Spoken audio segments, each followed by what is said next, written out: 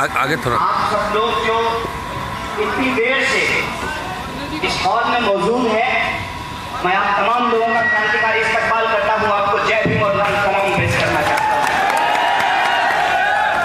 दोस्तों, जब मैं आ रहा था यहाँ के लिए अहमदाबाद को, तो मेरे मन में बहुत सारी बातें थी जो मैं आपसे करना चाहता था। और वो इसलिए कि पिछली बार जब मैं ऊना यात्रा में गया था तो वहाँ पे जिग्नेश खान ने धीरे से आकर के कहा था कि कम बोलना, क्योंकि परमिशन कैंसिल हो गया। ये परमिशन का चक्कर हमारा पीछा नहीं छोड़ता है, तो इस बार की भी यात्रा का परमिशन कैंसिल कर दिया गया। तो एक तो बहुत सारी बातें मन में थी जो आपसे करनी थी।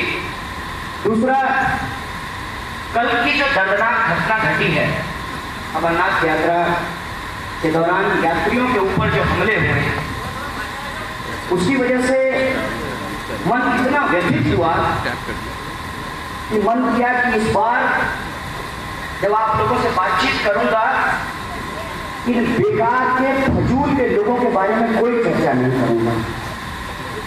लेकिन स्थिति यह है कि उस दर्दनाक घटना की आप जितनी भी निंदा करें, जितनी भी भर्त्सना करें, वो कम है। और किस तरह की परिस्थिति पैदा की गई। मैं गृह मंत्री तो हूं नहीं कि कड़ी निंदा करके चुप हो जाऊं। मैं बीजेपी का मंत्री हूं कि कह दूं कि कठोर कार्रवाई की जाएगी। ना मैं मनोज वाजपेयी हूं कि कह दूं कि सबका बदला लिया जाएगा। न देश में गैंग्स ऑफ वासेपुर चल रहा है कि सबका बदला लेगा मेरा फैजल। ऐसा तो चल नहीं रहा है ना। वाकई मन दुखी होगा, परेशान होगा कि आखिर इस मुल्क को हुआ क्या। कभी धर्म के नाम, कभी जाति के नाम, कभी संस्कृति के नाम पे लोगों को खुलेआम मारा जा रहा है। और स्किल इंडिया प्रोग्राम का अगर लाभ किसी को मिला है तो वो मारने वाले और वीडियो बनाने वाले का कि अब वो अपना चेहरा वीडियो में नहीं दिखाता। आप पहले के वीडियो देखेंगे तो वो मारते भी थे, वीडियो भी बनाते थे, और सेल्फी भी डॉटर का असर था उनके ऊपर, प्रधानमंत्री जी का, तो अपना चेहरा भी, थोबड़ा भी दिखा देते थे उसमें। अब बहुत चालाक हो गए, अब मारते भी हैं, वीडियो भी बनाते हैं, अपना चेहरा नहीं दिखाते, और रोज बरोज लोगों को कभी प्रेम के नाम पे, कभी पाश्चात्य संस्कृति के नाम पे, कभी कोई क्या करता है, धर्म बचाने लगता है। और ये धर्म बचाने की ठेकेदारी किसी एक धर्म के मानने वाले कपूरों की नहीं है, ये सारे धर्म में धर्म बचाने वाले लोग। कासिम भाई इतने के भाई साहब हैं, उन्होंने कहा यह देश मुसलमानों का है, बेशक है। और एक बात मैं आपको बता दूं कि जब मैं जेल से आया तो मैंने किताब लिखी बिहार से बिहार तक, और उसमें हमने एक जगह जिक्र किया है कि जिस स्कूल में मैं जाता था और जिनके रिक्शे से मैं बैठ करके जाता था, उनका नाम मोहम्मद कासिम, और सेकुलरिज्म का ज्ञान उन्होंने ही मुझे दिया बचपन में, उस अबोध दिमाग में। और उन्होंने कभी नहीं कहा यह देश मुसलमानों का, उन्होंने हमेशा कहा यह देश इंसानों का है। दिक्कत क्या है? दिक्कत यह है कि जब इंदिरा गांधी जी की हत्या हुई थी तो राजीव गांधी साहब ने कहा था क्रिया की प्रतिक्रिया होती है, और वो क्रिया की प्रतिक्रिया का जो दौर है वो इस देश में थमने का नाम नहीं ले रहा। इसीलिए आप तमाम साथियों से एक आग्रह करना चाहता हूँ, इतनी देर अगर आप यहाँ बैठे हैं तो आपकी समझदारी पे कोई शक नहीं है। बस एक अपील करना चाहता हूँ, क्रिया का प्रतिक्रिया नहीं होने देंगे, क्योंकि हम प्रतिक्रियावादी नहीं हैं, हम समाजवादी हैं, हम समतावादी हैं, हम अम्बेडकरवादी हैं। इसीलिए हम क्रिया का प्रतिक्रिया नहीं होने देंगे। अगर कोई गलत क्रिया होगी उसको रोकेंगे और संविधान के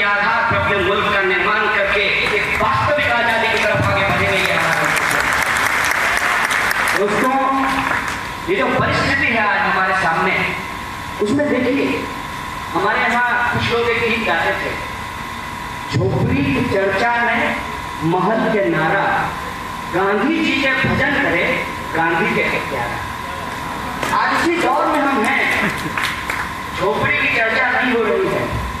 कहते हैं कभी बड़े हुए तो क्या हुआ, जैसे पेड़ खजूर, पंछी को छाया नहीं फल लागे अति दूर।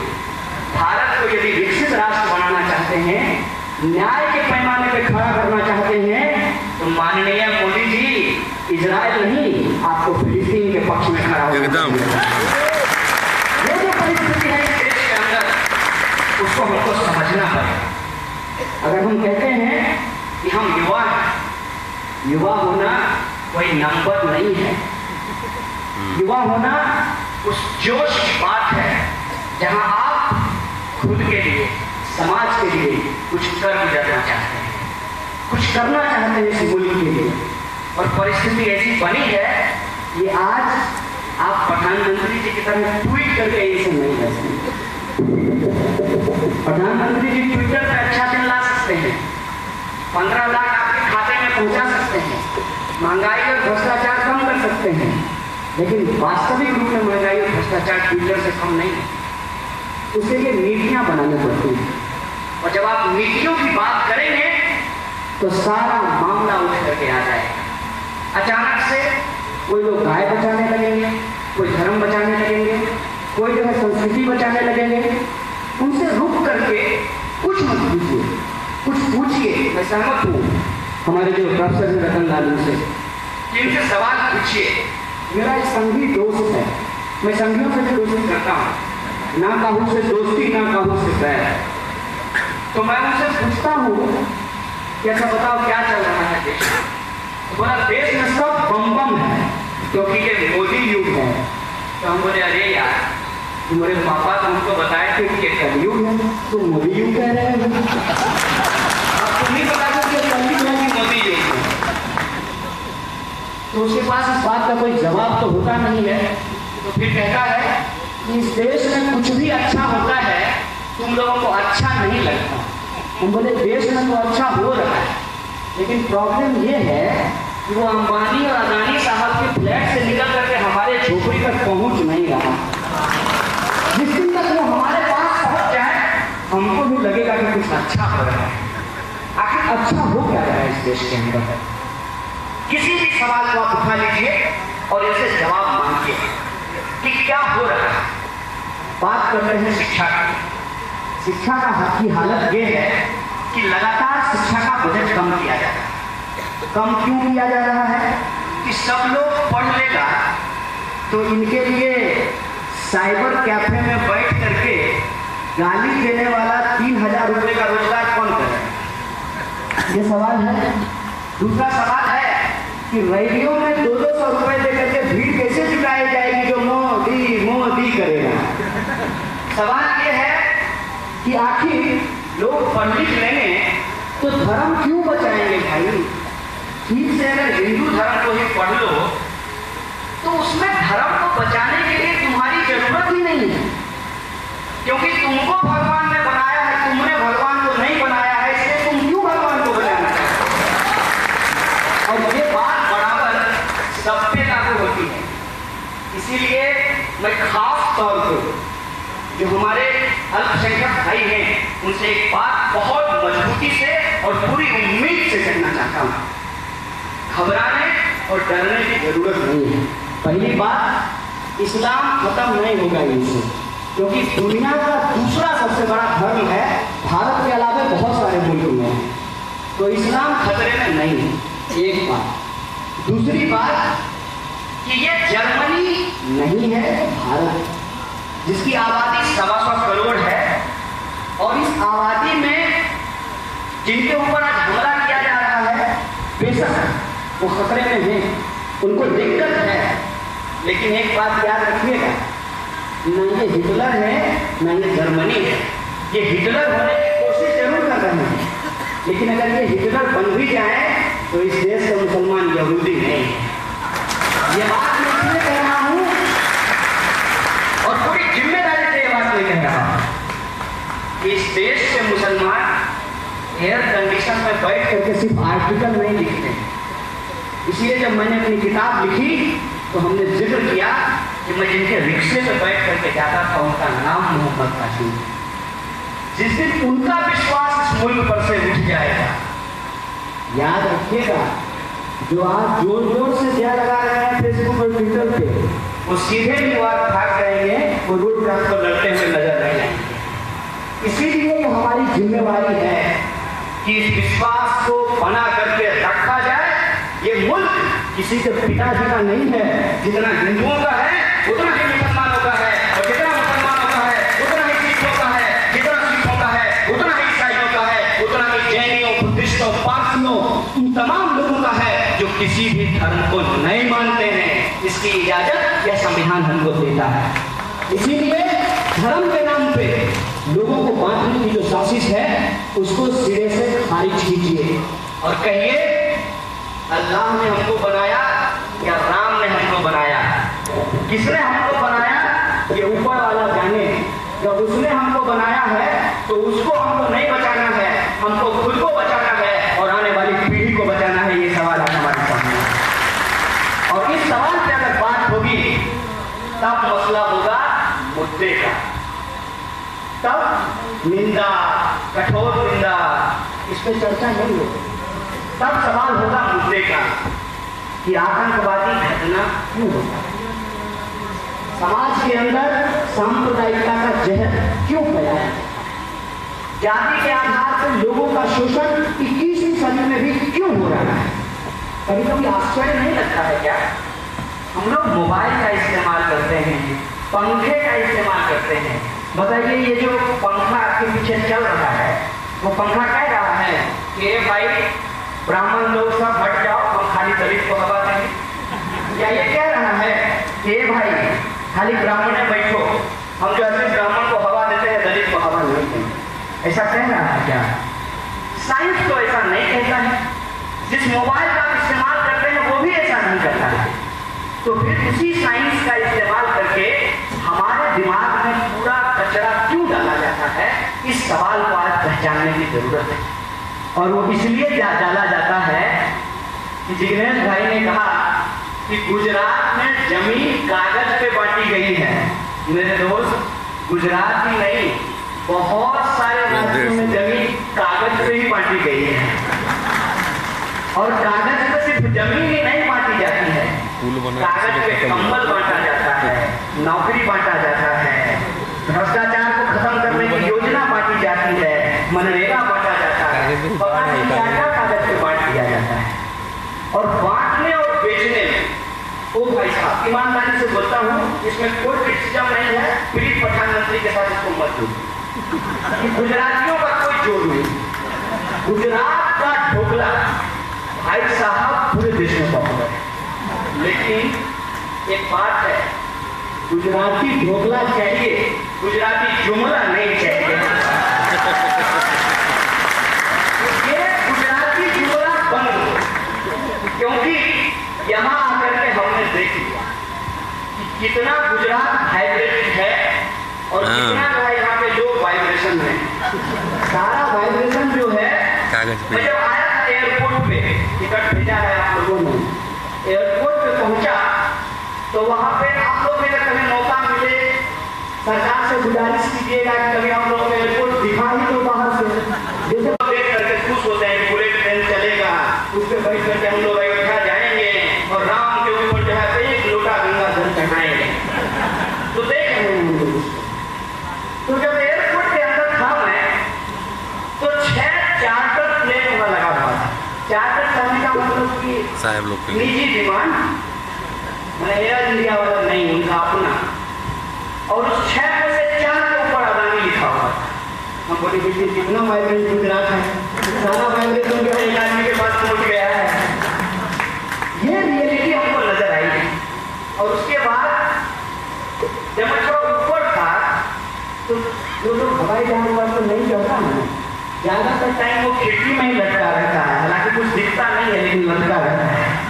तो मैं भी लटक करके देख रहा था। तो अहमदाबाद शहर के ऊपर जब था तो बड़ी खूबसूरत लग रही है शहर, पता है ज्यों नजदीक आते गए बड़े बड़े गड्ढे दिखने शुरू हो गए। अच्छा यही गुजरात मॉडल है। तो मछली पालन अगर बिहार की सड़कों पे हो सकता है मोदी जी, तो अहमदाबाद की सड़कें भी कम नहीं है। यहाँ क्या तो ये गुजरात मॉडल की रियलिटी हम लोग आकर के देख लिए। तो फिर हम लोगों को लगा कि ये जो आप लोगों का बढ़िया जो एक प्रचारक है,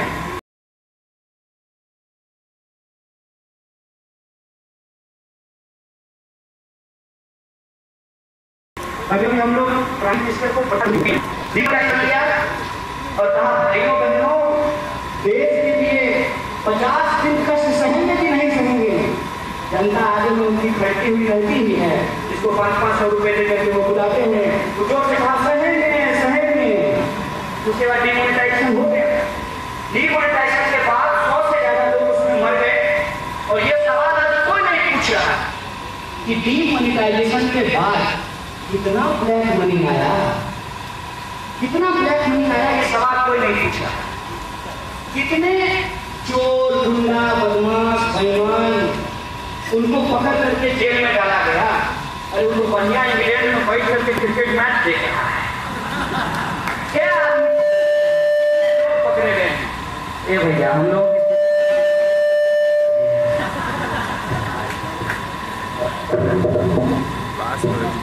तो इस सवाल को कोई पूछने के लिए तैयार नहीं है कि डिमोनेटाइजेशन के बाद इस देश को जो आर्थिक नुकसान हुआ, 100 से ज्यादा लोग मारे गए, कितना ब्लैक मनी वापस आया, इसको कोई मानने के लिए तैयार नहीं। और जब पूछा गया रिजर्व बैंक से, तो रिजर्व बैंक बोली कि कितना 1000 और 500 का नोट छापे थे, इसका हिसाब हमारे पास नहीं है। असली ऐसा होता है क्या? मैंने ऐसा होता है कि माँ अगर रोटी बनाई है किचन में, तो उसको पता नहीं होगा कितना रोटी बना है, उसको पता होता है भाई ये कितना रोटी बना है। रिजर्व बैंक को पता है कि कितना छापा है, दिक्कत ये था कि जितना छापा उससे ज्यादा खाते में जमा हो गया। तो मैंने ब्लैक मनी ऐसे वापस आया है। ब्लैक मनी चलिए वापस आ गया, मान लेते प्रधानमंत्री जी जो कहते हैं हम लोग सब मान लेते हैं। वो बोले सर्जिकल स्ट्राइक हुआ, आतंकवाद रुक गया, हम लोग मान लिए। और कल जो अमरनाथ में हुआ वो आतंकवादी घटना नहीं थी, मोदी जी की शांति सेना थी।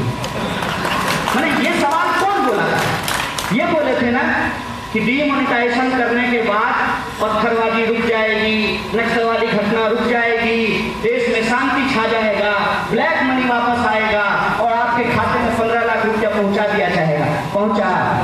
मोदी जी की तरफ पूछते हैं 15 लाख आपके खाते में आया? मोदी जी ऐसे ही पूछते हैं ना। अगली बार आप लोग कीजिएगा ऐसे ही।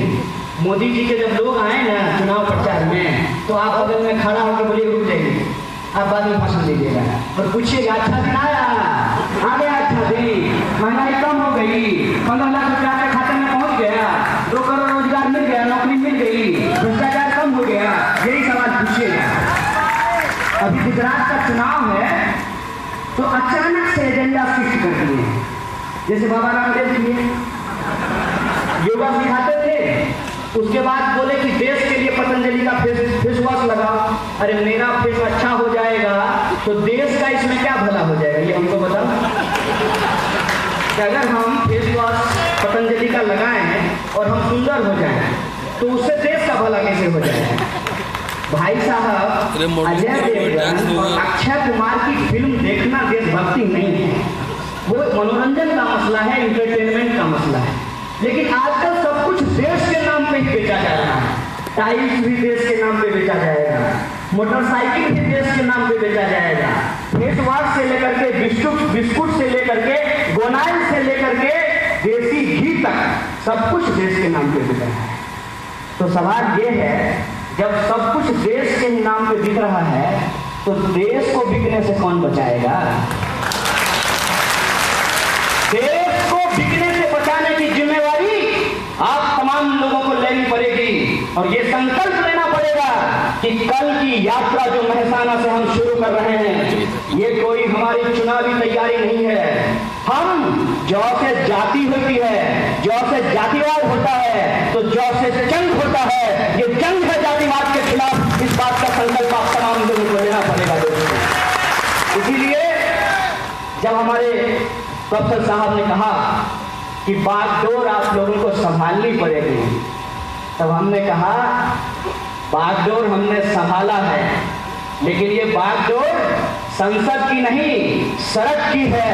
सड़क से लेकर के संसद तक इस बागडोर को संभालेंगे, इसमें कोई दो राय नहीं है। लेकिन आज सवाल ये है कि सड़कों पे खड़ा होकर के सड़कों पर मारे जाने वाले लोगों के पक्ष में कौन खड़ा होता है उसको तय करने की। और हमने तय किया है कि हम सड़कों पे खड़े होंगे और भीड़ के द्वारा अगर किसी की हत्या की जा रही है कि हत्या हम नहीं होने देंगे। ये सवाल आज हमारे सामने है दोस्तों। इसीलिए कल की जो यात्रा है वो महज यात्रा नहीं है, पूरे देश को एक संदेशा है। और ये गुजरात के लोगों को ये संदेशा भेजना पड़ेगा कि गुजरात का जो सच्चाई है, जो रियलिटी है, जो गुजरात मॉडल की रियलिटी है, वाइब्रेंट गुजरात की जो रियलिटी है, और कागज पर जो जमीन बांटी गई है, दलितों को पीट करके जो वीडियो बनाया गया है, इस रियलिटी को आपको पूरे देश को बताना पड़ेगा। और एक बात मैं आपको कह देता हूँ, मुझे परंपरा ज्यादा नहीं मालूम है, लेकिन कोई हिंदू मरने के लिए बनारस जाता है? कोई हिंदू मरने के लिए बनारस जाता है? मोदी जी तो हिंदू हृदय सम्राट हैं, बड़ौदा से बनारस गए हैं, जरूर कुछ ना कुछ अच्छा होने वाला है। इसीलिए ये संदेश आप लोगों को पूरे देश को भेजना पड़ेगा कि हमने बीमारी आपको ट्रांसफर नहीं की है। यह बीमारी इतना एस्पिरेशनल है कि सूट पे अपना ही नाम लिखवा लेता है। बताइए, ऐसा प्रधानमंत्री देखे हैं आप लोग? मैं अगर चलूं तो एक टोपी लगा दूं, उसके ऊपर लिखा है कन्हैया कुमार।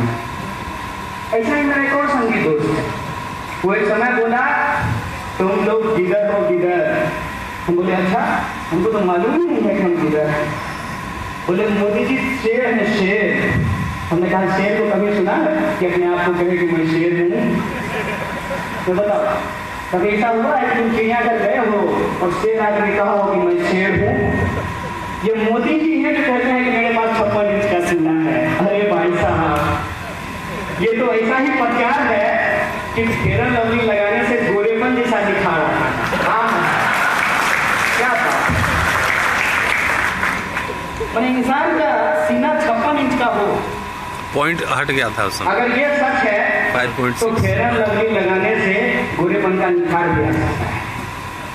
ये जो देश के अंदर एक तमाशा चल रहा है, उस तमाशे पे सवाल खड़ा करना जरूरी है। और ये सवाल मुल्क को बाबा साहब भीमराव अंबेडकर के सपनों का मुल्क कैसे बनाया जाए। ये सवाल है कि इस मुल्क को भगत सिंह के सपनों का देश कैसे बनाया जाए। मैं इतनी देर से यहाँ खड़ा हूँ, बहुत सारे लोग बोले हैं, मेरी इच्छा थी कि गुजराती में आकर के कोई कहे कि ये देश, ये मुल्क और ये गुजरात मोदी जी का नहीं गांधी जी का है। मैं ये सुनना चाहता हूँ। मतभेद हो सकते हैं। अगर बाबा साहब भीमराव अंबेडकर और गांधी जी के बीच मतभेद थे तो हमारे और आपके बीच में मतभेद होगा तो क्या दिक्कत है? मतभेद का सम्मान करना, मतभेद को जगह देना, अल्पसंख्यक को बहुसंख्यकों के लिए, बहुसंख्यक को अल्पसंख्यकों के लिए जगह बनाना, यही लोकतंत्र है, यही डेमोक्रेसी है। बात हमको मानना है। और ये जो मत भिन्नता होती है, इस मत भिन्नता को रिस्पेक्ट करना जरूरी है। मत भिन्नता हो सकती है हमारी गांधी जी से, लेकिन देखिए कि इतना बड़ा व्यापार इस देश के अंदर किया गया, आतंकवादी। अरे सबसे पहला आतंकवादी इस देश का कौन है? आजाद भारत का नाथूराम गोडसे, जिसने गांधी की हत्या की। कोई इस बात को क्यों नहीं बोलता?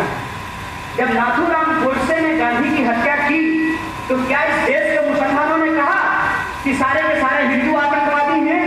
तो जब अफजल गुरु के ऊपर आरोप लगा कि उसने पार्लियामेंट पे अटैक किया तो तुम क्यों कहते हो कि सारे के सारे मुसलमान आतंकवादी नहीं? सवाल में तुमसे पूछना चाहता हूं। और क्या डिजाइन तैयार किया है? मैं अपनी संवेदना में जो लोग मारे गए, मैं चाहता था कि मैं उनके परिवार से जा करके मिलूं, और ये बात हमने जिग्नेश से शेयर की कि जिग्नेश, हम गुजरात में हैं, हम चाहते हैं कि सूरत जाएं और वो जो लोग हैं उनके परिवार से मिलें, उनके साथ अपनी संवेदना व्यक्त करें। बोला कैसे जाओगे? वहाँ जो भीड़ आई है वो भीड़ उस मौत पे भी अपनी राजनीति करना चाहती है, उस मौत पे भी। समाज के अंदर किसी का खून बहाया जा रहा है, किसी को उसमें वोट नजर आ रहा है। भाई साहब, खून किसी का भी गिरे, रंग उसका लाल होता है। खून हम नहीं गिरने देंगे, चाहे वो हिंदू का हो या मुसलमान का, चाहे सिख का हो या ईसाई का, चाहे दलित का हो या ब्राह्मण का। हमको खून खराबा नहीं चाहिए। हमको समता मूलक समाज की जरूरत है। एक सवाल उठ करके खड़ा हो जाएगा कि ये जो आप समता मूलक समाज बनाना चाहते हैं, इसमें हिंसा तो होगी, हम नहीं मना करते, लेकिन याद रखिएगा कि शोषित लोग हिंसा नहीं करते हैं, हिंसा हमेशा शोषक करते हैं। इस बात को आपको याद रखना होगा। अगर आप शोषितों की एकता की बात करने वाले लोग हैं, आप अपने हक की बात करिए, हिंसा तो वो आपके ऊपर करते हैं। और आप देखिए कि हिंसा का क्या आलम है। इस देश के अंदर जितने लोग युद्ध में नहीं मारे जाते हैं, उससे ज्यादा लोग खेतों में आत्महत्या कर लेते हैं। और मैं आपको आंकड़ा दे रहा हूं, इस देश के अंदर 2 समुदाय सबसे ज्यादा आत्महत्या कर रहा है, एक किसान और दूसरा विद्यार्थी। पिछले 5 सालों में 2 लाख से ज्यादा विद्यार्थियों ने आत्महत्या कर लिया है। और ये वो विद्यार्थी हैं जो coat and quote Modi ji के स्किल इंडिया प्रोग्राम से स्किल्ड लोग हैं। ये इंजीनियर हैं, MBA हैं, ये मेडिकल की पढ़ाई कर रहे हैं, ये रोहित वेमुला की तरफ PhD कर रहे थे, ये नजीब की तरफ साइंस पढ़ना चाहते थे, ये उनकी हत्या करने वाले लोग। दोस्तों, ये जो माहौल है मुल्क के अंदर, इसके खिलाफ एक प्रिंसिपल, इसको कहते हैं सैद्धांतिक पोजीशन लेने की जरूरत है। और वो पोजीशन ये है कि इस मुल्क में जो उन्माद फैलाया जा रहा है, युद्ध के नाम पे, आतंक के नाम पे, धर्म के नाम पे, जाति के नाम पे, इस उन्माद को हमको पकड़ करके खड़ा होना पड़ेगा। पता नहीं राम जी का अश्वमेध यज्ञ सफल हुआ था कि नहीं हुआ, उनका घोड़ा कोई पकड़ा था कि नहीं पकड़ा था, लेकिन मोदी जी आपके हिंसा के यज्ञ को सफल नहीं होने देंगे और आपके उस घोड़े को पकड़ेंगे, उसके रथ को रोकेंगे। और वो रथ एक बार बिहार में रुका है, इस बार भी रुका है, और उसको इस बार गुजरात में भी रोक करके दिखाएंगे। ये सिद्धांत को हम लोग लेकर पेश कर रहे हैं। इसीलिए यह जो यात्रा शुरू हो रही है, यह यात्रा महज कुछ लोगों को जमीन दिलाने की बात नहीं है, ये एक प्रोग्राम है। और वो प्रोग्राम है कि क्या इस मुल्क के अंदर जो शोषित जनता है, उनके हकूक की बात होगी कि नहीं होगी। हालांकि जब बात की बात कीजिएगा तो बात इस देश में बहुत हो रहा है। खुदे प्रधानमंत्री मन की बात करते हैं, मैंने बात का कोई कमी नहीं है, खूब बात, जबरदस्त बात। मैंने बात तो ऐसा कि कभी कभी ये लोग झूठ बोलने में, बेईमानी करने में इतना भी शर्म नहीं करते हैं कि पकड़े जाएंगे। अभी एक दर्दनाक घटना बसीरहाट में हुई, और देखिए ये दंगाई कैसे उसको अपना फसल काटने के लिए पहुंच गए। गोरखालैंड को लेकर के इतना बड़ा आंदोलन चल रहा है, कोई बीजेपी का नेता नहीं बोला, कोई ममता बनर्जी से सवाल नहीं खड़ा किया, क्योंकि वहां हिंदू मुसलमान की लड़ाई नहीं थी। लेकिन बसीरहाट पे कितना आंसू, ओह समंदर भी भर जाए, मतलब उससे ज्यादा आंसू बहा दिए। लेकिन फोटो ट्वीट करने की जल्दबाजी में अपने ही कुकर्म का फोटो पोस्ट कर दिए। मैंने गुजरात में जो मारे थे लोगों को 2002 में, तो उसका जो फोटो खींच करके रखे थे, वो इनको अभी काम आ रहा है ट्वीट करने में। और एक तो हद हो गई, एक सिनेमा का फोटो सारी खींचते हुए लटका दिया, बोला कि ये बसीरहाट में हो रहा है। और ये पूरी की पूरी तैयारी थी, कल जो घटना घटी है उसके बारे में संवेदना नहीं प्रसारित करनी है लोगों के बीच में। आतंकवाद के खिलाफ कोई पोजीशन नहीं लेना है, मानवता का खून बहाया जा रहा है, उसके खिलाफ एक शब्द नहीं बोलना है।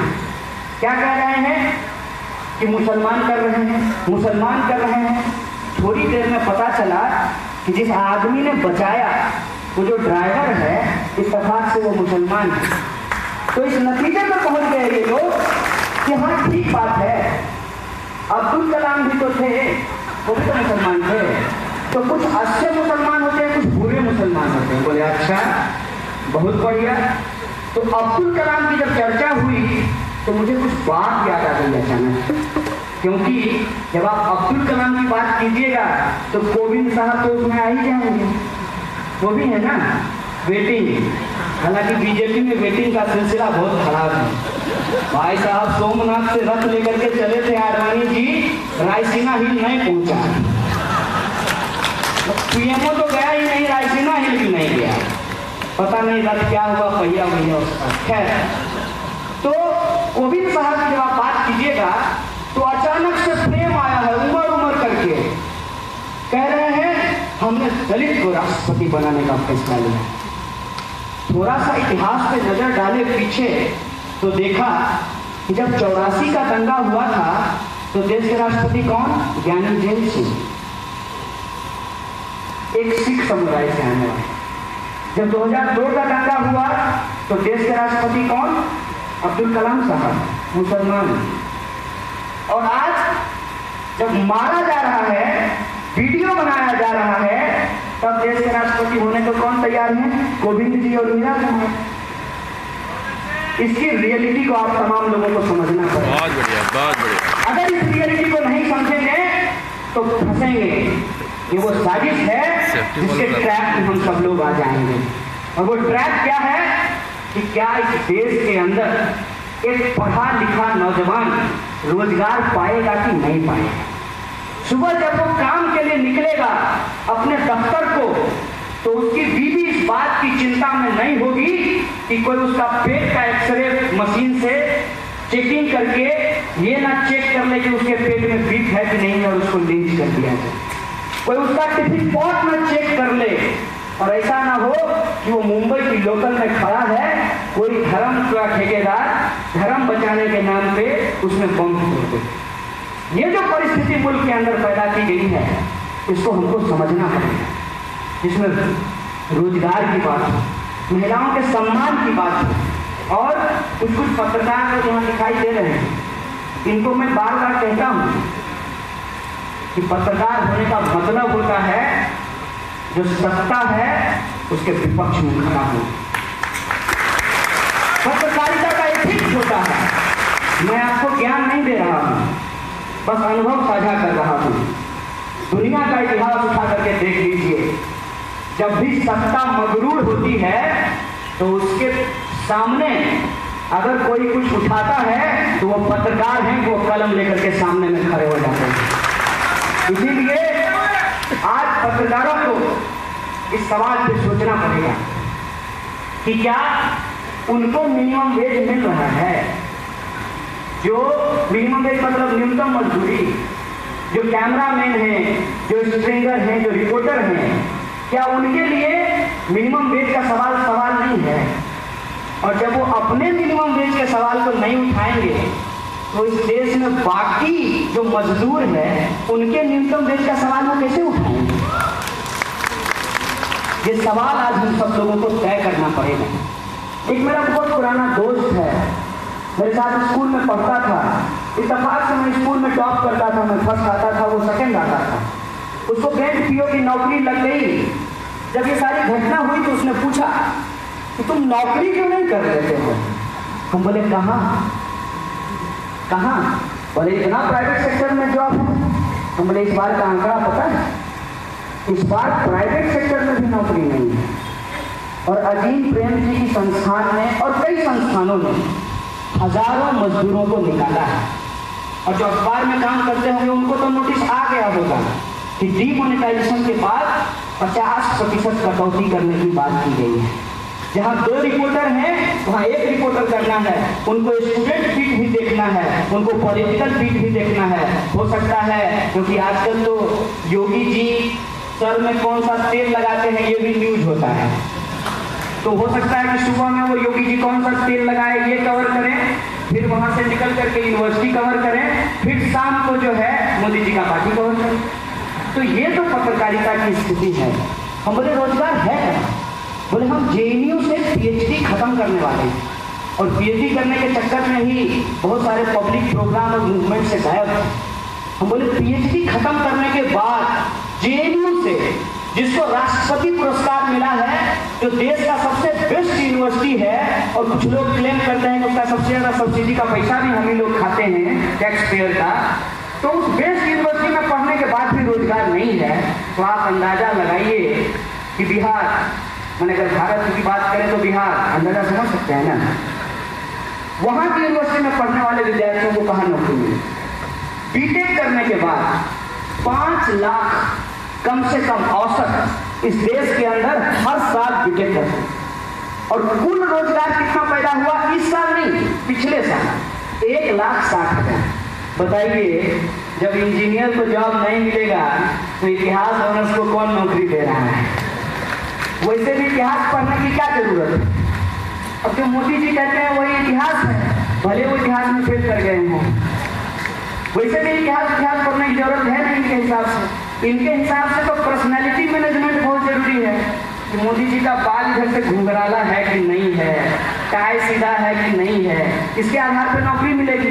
तो इतिहास क्यों पढ़ें, समाज